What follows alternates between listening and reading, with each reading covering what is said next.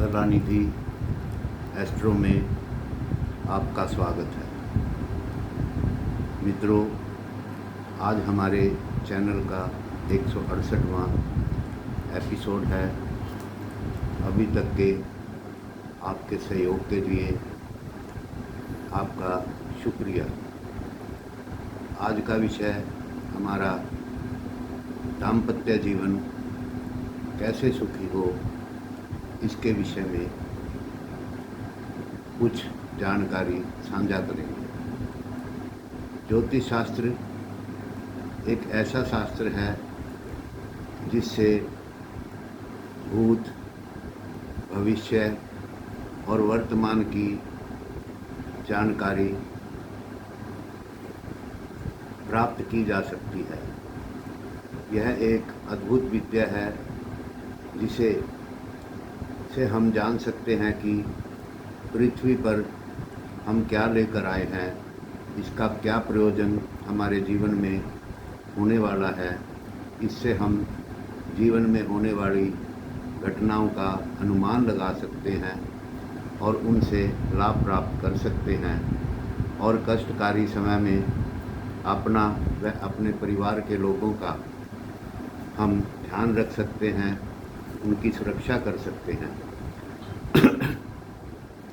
हमारे जीवन में बहुत से लोग संपर्क में आते हैं, कुछ से हमें लाभ होता है एवं कुछ से हमें कष्ट होता है, लेकिन जीवन का एक महत्वपूर्ण संबंध है जिसके विषय में आज हम चर्चा करेंगे।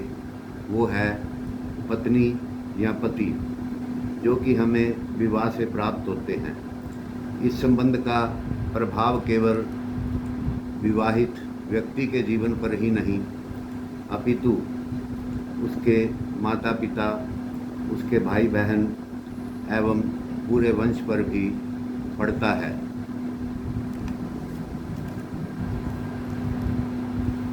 क्योंकि विवाह वंश चलाने के लिए ही किया जाता है और विवाह से ही वंश चलता है।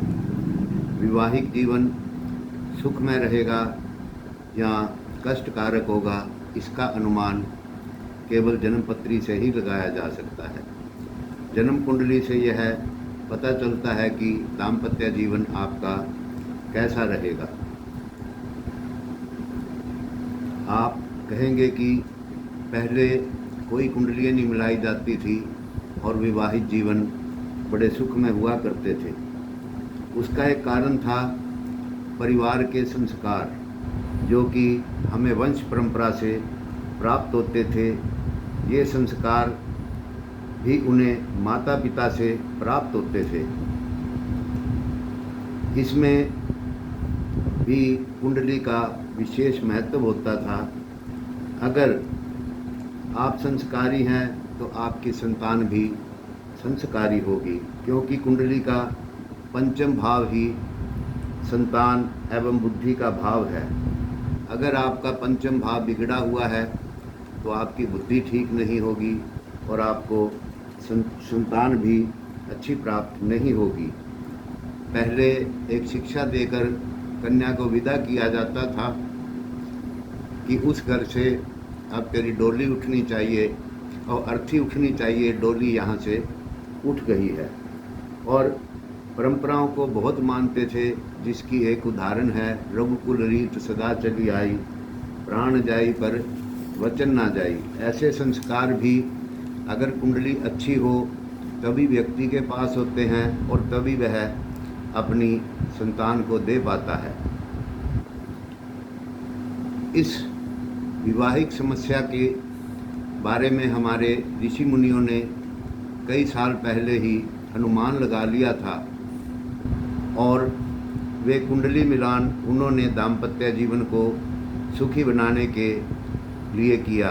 अच्छे बुरे वर वधू चुनाव के लिए गुण दोष का विचार किया, जिससे उनकी प्रकृति एवं अभिरुचियों में समानता की पहचान हो सके।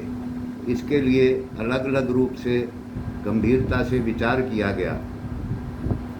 कुछ नियम पहले हम देखते थे कि गुण कितने मिलते हैं और रिश्ता कर देते थे।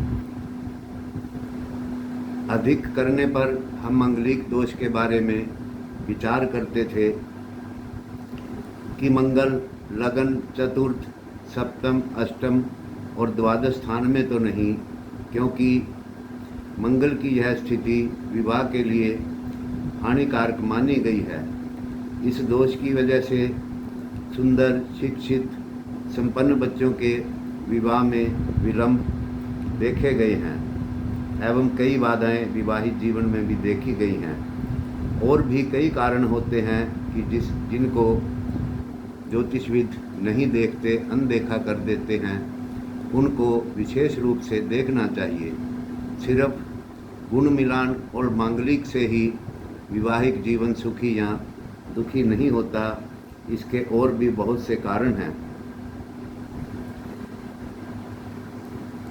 सबसे पहले हमें सुखी दाम्पत्य जीवन के लिए बच्चों का स्वास्थ्य देखना चाहिए। उनका कुंडली मिलान में इन बातों का विशेष ध्यान रखना चाहिए कि बच्चे का स्वास्थ्य कैसा है, उसकी बुद्धि कैसी है, उसकी शिक्षा कैसी है, उसका चरित्र कैसा है, उसका भाग्य कैसा है, उसके धन की स्थिति क्या है, दीर्घायु है या नहीं, कोई संतान दोष तो नहीं। इन सब बातों का बारीकी से विश्लेषण करने पर ही कुंडली मिलान के लिए सहमति प्रदान करनी चाहिए। केवल राशि से गुण मिलान करके ऐसा नहीं होता, क्योंकि सभी जानते हैं राम और रावण, कृष्ण और कंस दोनों की एक ही राशि थी और उनकी क्या विचारधारा थी। तो राशियां मिलाने से विवाहिक जीवन सुखी नहीं होता, ऐसा हमने अनुभव में भी पाया है और ग्रंथों में भी लिखा हुआ है। इसके लिए अच्छे बुरे योगों का विचार जन्म कुंडली में बारीकी से करना चाहिए। इसके अंदर रोग, विधवा, काकबांधे आदि योगों का विचार आवश्यक है, न कि केवल गुण मिलान।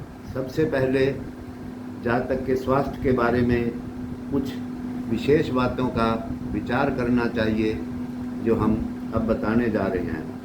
ज्योतिष शास्त्र में लगन एवं लग्नेश की स्थिति, उसकी अन्य ग्रहों से युति एवं लगन एवं लग्नेश पर पड़ने वाले प्रभाव, लगन पर शुभ प्रभाव हैं या अशुभ हैं, लगन के दोनों ओर शुभ ग्रह हैं या पाप ग्रह हैं, इन सभी बातों का हमें ध्यान रखना चाहिए। लगन एवं लग्नेश पर शुभ प्रभाव हो, लग्नेश स्वयं लगन को देखता हो एवं लग्नेश पाप दृष्टि संबंध से युक्त न हो, ऐसी स्थिति में जातक का स्वास्थ्य अच्छा रहता है। दूसरी बात, लग्नेश त्रिक स्थानों में न गया हो। त्रिक स्थान कुंडली का छठा, आठवां एवं 12वां भाव है। अगर लग्नेश इन स्थानों में हो तो जातक का स्वास्थ्य अच्छा नहीं होता। या फिर त्रिक स्थान के स्वामी छठे, 8वें, 12वें भाव के स्वामी लगन में हो तो भी जातक का स्वास्थ्य अच्छा नहीं रहेगा। त्रिक स्थान में पाप ग्रह बैठे हों, यानी कि छठे, 8वें एवं 12वें भाव में अगर पाप ग्रह बैठे हैं तो भी स्वास्थ्य अच्छा नहीं रहता। अब स्वास्थ्य अच्छा होने का एक और नियम बताते हैं। लग्नेश लगन का स्वामी, यानी कि अगर मेष लगन है तो लगन के स्वामी मंगल हुए, और वृष लगन है तो स्वामी शुक्र हुए, मिथुन या कन्या लगन है तो स्वामी बुध हुए, कर्क लगन है तो स्वामी चंद्रमा हुए, सिंह लगन है तो स्वामी सूर्य हुए, एवं तुला लगन है तो स्वामी शुक्र हुए, वृश्चिक लगन है तो स्वामी मंगल हुए, धनु या मीन लगन है तो स्वामी गुरु हुए, और मकर या कुंभ लगन है तो स्वामी शनि हुए। अब जो भी कुंडली में लग्नेश है उसको देखें कि वो लगन से छठे, आठवें, 12वें भाव में तो नहीं, अपनी नीच राशि में तो नहीं, जैसे मेष लगन में मंगल चतुर्थ भाव में कर्क राशि में नीच राशि का होगा, वृक्ष लगन में कन्या राशि में 6 नंबर राशि में शुक्र नीच का होगा। इस प्रकार सभी ग्रहों का ध्यान करना चाहिए कि लग्नेश नीच में तो नहीं। लेकिन इसके अंदर अगर लग्नेश के नीच राशि का स्वामी केंद्र त्रिकोण में है तो भी स्वास्थ्य सामान्य रहेगा। लग्नेश से अच्छे ग्रहों की दृष्टि योग होना एवं बलवान होना अच्छे स्वास्थ्य का सूचक है। सबसे पहला यह चुनाव कुंडली देखते समय करना चाहिए। अगर यह एक पहला चुनाव आपका सही है तो आपकी बहुत सारी समस्याओं के समाधान हो जाएंगे एवं अच्छी स्थितियाँ, बुरी स्थितियाँ लग्नेश से आप इस चीज़ का अनुमान लगाएं कैसी हैं। तो यह 1 नंबर सबसे पहली स्वास्थ्य है, जान है, जहान है। तो इसका विचार बड़ी बारीकी से करना चाहिए। अगर ये ठीक है तो उसके लिए अगला धन संपत्ति का संबंध होता है, उसके लिए अगले वीडियो में जानकारी देंगे। हमारे चैनल को सब्सक्राइब करें, लाइक करें, शेयर करें। धन्यवाद, नमस्कार। मिलेंगे अगले वीडियो में इससे आगे की जानकारी के साथ।